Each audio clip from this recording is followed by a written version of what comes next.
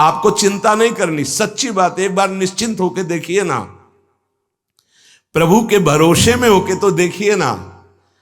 आपको पता नहीं कि आपको आगे क्या आवश्यकता है। चाह बाद में पैदा होगी, सामग्री पहले आ जाएगी, व्यवस्था पहले हो जाएगी। तुम भगवत दर्शन की चिंता मत करो, पूज्य बाबा कह रहे, तुम भगवत भजन की चिंता करो कि भजन न छूटने पावे।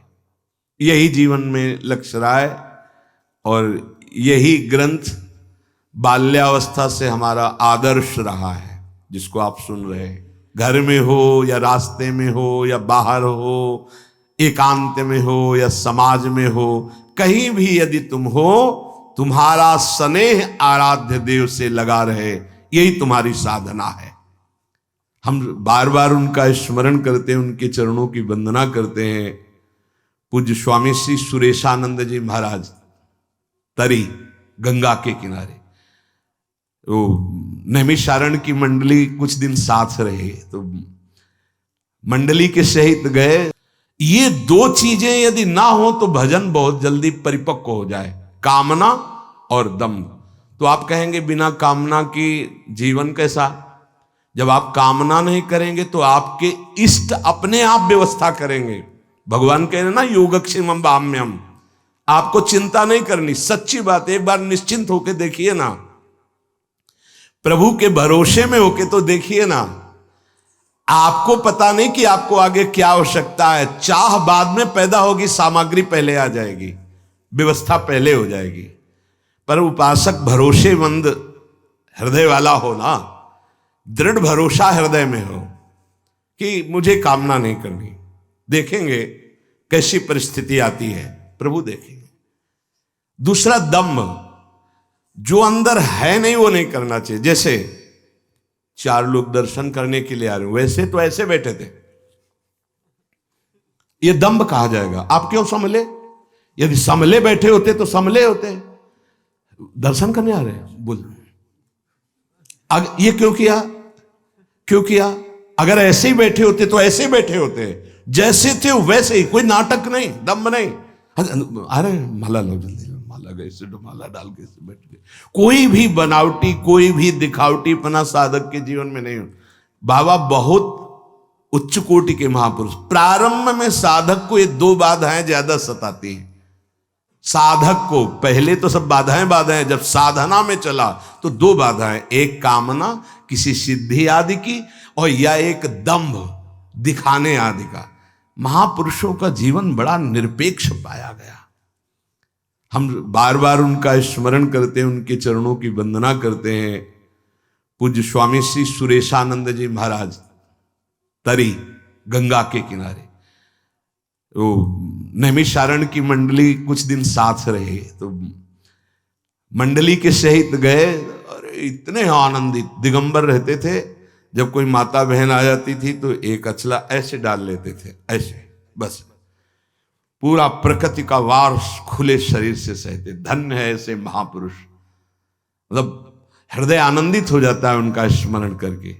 और सब संतों को गुरुजी बोलते थे, आओ गुरुजी, आओ गुरुजी। सब बैठे, गांव के लोगों को बुलवाया, पुआ, गुलगुला, खीर, कचौड़ी, ऐसे पदार्थ बनवाए, खुद परोसते जा रहे हैं। और हमारी नवीन अवस्था तो महापुरुषों पर दृष्टि रहती थी, उनके आचरण, उनका बोलना, उनका देखना, उनका बैठना, क्योंकि खोज थी हृदय में कि बड़े महापुरुषों का कैसा आचरण होता है, कैसा चिंतन होता है। खूब सबको बार बार, अरे आप और लीजिए और लीजिए, सबको पाया, पा लिए। सब तो अपने अपने आसन पर विराजमान। हमारे की महाराज जी का निवास स्थान कहाँ है? तो कहा वो यहाँ तो नहीं, वो पीछे गुफा है, उसमें रहते हैं। उनका जाने में कोई निषेध तो नहीं? बोले संतों के लिए क्या निषेध है। चुपके से गए, शाम के गए थे, तो वही 8 बजे लगभग प्रसाद सबको मिला। अंदर गए तो अंदर जो दृश्य देखा, होश उड़ गए। दिगंबर, ठीक कुशासन, कुछ नहीं, केवल कुशासन, और हाथ में भरता आलू आदि का जो भी हो, और 2 रोटी हाथ में ऐसे, कोई पात्र नहीं, कोई वस्त्र नहीं। हमारे होश उड़ गए कि गुलगुला, पुआ, खीर, ये सब संतों को पवा के महाराज जी ऐसे, तो कहा महाराज, वो आओ आओ गुरुजी, ऐसे सब संतों को गुरुजी कह, महाराज जी ये क्या, हम लोग तो जवान साधु हैं, आपने खीर पुआ और सब पवाया, आप 2 रोटी और भरता आप ऐसे। अरे गुरुजी हमारे नसीब में कहाँ है लिखा है, वो कह रहे थे हमारे नसीब में कहाँ लिखा है। अरे देखो गुरुजी हम तो छोटे बच्चे साधक हैं ना, साधना उन महापुरुषों का चरित्र जो उम्र 75 वर्ष की लगभग, सिद्ध महापुरुष क्या कह रहे, हम तो छोटे बच्चे साधक हैं, अगर हम खीर पुआ पाएंगे तो, मतलब क्या कह रहे, उपदेश कि अभी छोटे बच्चे हो, खीर पुआ में मत फंसो, पूरा जीवन भगवदानंद में तृप्त। ऐसे महापुरुष, दैन्यता की मूर्ति, कोई पाखंड, कोई दंभ, कोई छुपाव, खुला उनका जीवन, किताब की तरह खुला पवित्र जीवन। इसीलिए साधक को प्रारंभ में इन 2 से सावधान रहना चाहिए, पहला कामना और दूसरा दंभ। दंभ माने दिखावटीपना नहीं होना चाहिए किसी भी स्थिति, जैसे आप हैं। अच्छा कोई राजी भी हो गया तो क्या देगा, नाशवान वस्तु, इसके लिए तुम निकले हो, वो तो तुम्हारे प्रारब्ध में होगी, तुम्हारे इष्ट अपने आप दे देंगे, तुम्हें दंभ करने की जरूरत क्या है। दंभ का स्वयं विरोध करे, नहीं तो साधु संग का प्रभाव नहीं पड़ेगा, और दंभ साधु संग से भी आपको विमुख कर देगा, हटा देगा। वास्तविक भजन तभी होगा जब दंभ और कामना 2 पर हमारी दृष्टि रहे कि ये हमारे अंदर ना आने पावे, दिखावटीपना और कामना। दंभ ये बहुत बहुत विचित्र होता है। दंभ बनावटी जीवन ये इतना प्रिय लगने लगता है कि वही सत्य भासने लगता है, दंभ ही सत्य भासने लगता है। ये बहुत छुप के आता है, ये भक्ति को भी रोग लग जाता है दंभ, ये ज्ञान को भी लग जाता है, ये रोग है सतमार्ग का दंभ। इसलिए भजन करने वाले को इस दंभ से बहुत बचना चाहिए। भजन जहां दंभ लगा तो दिखावापन हो सकता है, लेकिन परमानंद के अनुभव का मार्ग नहीं बन पाया। ये बहुत कड़वा है परमार्थ के लिए। स्वार्थ के लिए तो मीठा लगने लगता है क्योंकि 4 लोग प्रभावित हो जाते हैं, पर सत्य मार्ग से भ्रष्ट हो जाता है पक्का। सत्य मार्ग से भ्रष्ट बिना परिपक्व अवस्था आए साधक को पहले अपनी इंद्रिय और मन पर काबू करके भगवत प्राप्ति करनी चाहिए। फिर ये भगवान जो सेवा दें वो बात अलग है। ऐसे सेवा में, प्रपंच की सेवा में नहीं उतरना चाहिए जब तक भगवत प्राप्त ना हो जाए पक्का। तुम भगवत दर्शन की चिंता मत करो, पूज्य बाबा कह रहे, तुम भगवत भजन की चिंता करो कि भजन न छूटने पावे। यही जीवन में लक्ष्य रहा है और यही ग्रंथ बाल्यावस्था से हमारा आदर्श रहा है जिसको आप सुन रहे हैं। तुम भगवत दर्शन की चिंता मत करो, तुम भजन की चिंता करो, भजन न छूटने पावे। किसी प्रकार यदि आपका निरंतर भजन बन गया तो माया छूट जाएगी, और जब तक माया नहीं छूटती तो 2 बने रहते हैं, हम और ईश्वर। और जब तक हम और ईश्वर हैं तब तक माया गिराती रहती है।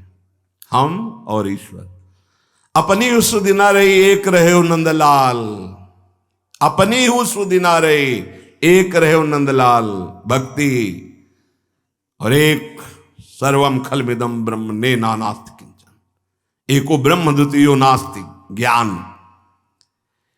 ये जो दुनिया की बातें करते रहते हैं, ना ज्ञानी होते हैं, ना भक्त होते हैं, प्रपंची होते हैं, त्रिकाल में भगवदानंद नहीं प्राप्त कर सकते। जो दुनिया की बातें करते रहते हैं, इधर की बात उधर की बात, इस पार्टी की बात उस पार्टी की बात, द्वंद्वों की बात, प्रपंच की बात, कभी भगवत प्राप्ति नहीं हो सकती। ये दुनिया का प्रपंच वर्णन करने वाले ना ज्ञानी होते हैं, ना भक्त होते हैं, ना त्रिकाल में इनको भगवदानंद मिलेगा। तुम तो भैया भगवान नाम को अखंड रूप से पकड़ लो, पूज्य बाबा कह रहे हैं। बस इस दुनिया का चिंतन न होने पावे, श्वासा पलटे नाम बिन तो धिग जीवन संसार। अगर एक भी श्वास नाम के बिना जाए तो तुम्हारे अंदर जलन पैदा हो जाए। धिक्कार है, श्वास खाली कैसे चली गई। देखो भैया, चाहे ज्ञान हो या भक्ति, ये कोई खिलवाड़ की चीज नहीं है। ज्ञानी या भक्त कभी प्रपंच की बात नहीं कर सकता, पहचान है। ये केवल बाबा के शब्दों में कह रहे हैं। आवारा बुद्धि वाले ही दूसरों की निंदा स्तुति और प्रपंच किया करते हैं, न ज्ञानी न भक्त। अरे जिसको ये मालूम है कि संसार दुखालय है, वो क्यों इसका चिंतन करेगा, चाहे भक्त हो या ज्ञानी। जब हमें मालूम है कि हमको इस दुख में, संसार में नहीं फंसना, नित्य सच्चिदानंद सुख में जाना है, तो हम उसका चिंतन करें। जहां में जाना है, चित्त में निरंतर चित्तचूर प्रभु का चिंतन बसा लेना, यही परम वैराग्य की स्थिति है।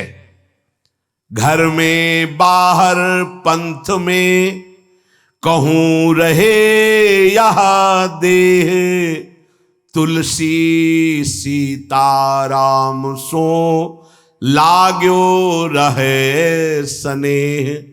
घर में हो या रास्ते में हो या बाहर हो, एकांत में हो या समाज में हो, कहीं भी यदि तुम हो, तुम्हारा स्नेह आराध्य देव से लगा रहे, यही तुम्हारी साधना है। जिसको विषय भोगों में दुख प्रतीत होने लगे, उसे समझना चाहिए मेरे ऊपर गुरु कृपा हो गई। विषय भोग घृणास्पद लगे, दुखद लगे, छी, जान लो हमारे ऊपर गुरु कृपा हो गई। नहीं तो बड़े बड़े ऊंचाई तक इससे गिरते हैं, ये विषय ऐसा है। पर गुरु कृपा में बहुत सामर्थ्य है। बताया है कि कई बार जो बड़ी साधनाओं से नहीं संभला, वो गुरु कृपा से कब गायब हो गया पता नहीं चलता।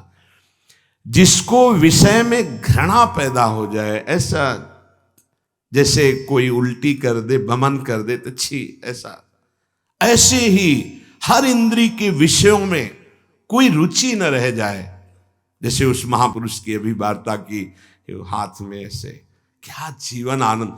भोगी पुरुष क्या जाने वैराग्यवान को कौन सा आनंद प्राप्त होता है, क्या जाने विषयी पुरुष कि निर्विषय हृदय में कौन सा आनंद प्रकाशित होता है। वो तो यही समझता है कि इनकी साधना का फल है ये संसार के भोग मिल गए इनको, वो तो यही समझते हैं ना।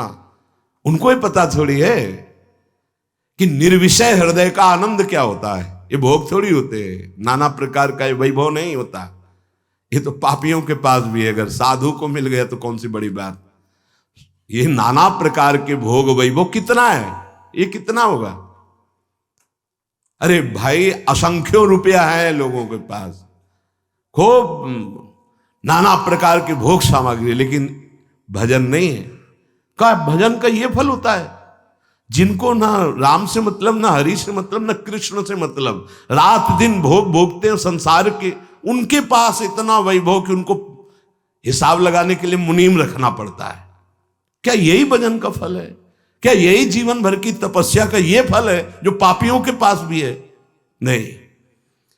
जिसको विषयों में घृणा प्रतीत होने लगे, तभी का ब्रह्मादिक के भोग सब विषम लागत ताई, नारायण ब्रज चंद की लगन लगी है जाई, उसके ऊपर गुरु कृपा है। गुरु कृपा की पहचान जब विषय घृणास्पद लगने लगे, रमा बिलास राम अनुरागी तजत बमन। देखो गुरुदेव चैतन्य महाप्रभु की कृपा हुई श्री रूप जी और सनातन जी पर, तो सम्राट की तरह जीवन था, महामंत्री थे, पर थे पूरे राजा ही। सब भोग विष के समान लगने लगे। भाग करके वृंदावन में कैसे भजन किया, महान वैराग्य की मूर्ति। वृंदावन ऐसे रहे मनो चिन्हारो नाहि, परस्पर भी चिन्हार नहीं, केवल प्रिया प्रीतम से चिन्हार। ये जो भजनानंदी मार्ग में आकर विषयानंद की चाट लेते रहते हैं, मुझे नहीं लगता कि ये कभी भजनानंदी बन पाएंगे जब तक विषयानंद का स्वाद लेते रहते हैं। देखो गुरुजन संतजन यही हमारे सच्चे वैद्य हैं। ये विषयानंद की चाट बंद करो तो भजनानंद में स्वाद आ जाएगा। जो नाम है उसका स्वाद मिलने लगेगा। भाई यदि तुम भगवान को इसी जन्म में प्राप्त करना चाहते हो तो भजन का स्वाद जरूरी है। इसलिए विषयानंद की चाट बंद करो। तुम इतने निर्बल क्यों हो गए हो कि हर विषय तुम्हें रौंद देता है? अरे तुम बहुत बलवान हो। तुम एक बार तो देखो अपनी तरफ। तुम शरीर की तरफ देख रहे हो, इंद्रियों की तरफ देख रहे हो, भोग की तरफ देख, अपनी तरफ देखो। तुम कौन हो? भगवान के अंश हो, आनंद समुद्र के अंश हो। तुमको ये सब नहीं चाहिए। तुम भूल से भटक रहे हो। सबसे बड़े बलवान के तुम अंश हो, अर्थात तुम स्वयं बलवान हो। अगर तुम्हें सहारा ही लेना है तो अपने अंशी का लीजिए, अन्य का नहीं। 84 लाख योनियों में तुमने कितने पाप कमाए हैं तुम समझ नहीं सकते। इसीलिए चुपचाप भगवान नाम जपते रहो। आनंद आए या ना आए इस पर ध्यान मत दो। केवल तुम नाम जप करते रहो। धीरे धीरे जब ये सब नष्ट हो जाएंगे तो परमानंद में डूब जाओगे।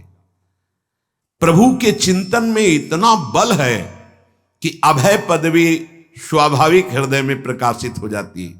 कोई भय नहीं, कोई चिंता नहीं। अगर कहीं श्रद्धा पूर्वक भजन किया जाए तो यह अभय पदवी बहुत जल्दी आ जाए। पर यदि श्रद्धा ना हो तो भी भजन करो। जैसे आग अपना काम जलाना वो छोड़ती नहीं है, चाहे प्यार से छुओ, चाहे नाराज होके छुओ, चाहे भाव से या कुभाव से जला देगी। ऐसे ही नाम, जो भगवान का भजन करते हैं वो कितने भी बड़े पापी हों आगे चलकर महात्मा बन जाते हैं। ऐसा देखा गया, ऐसा पाया गया।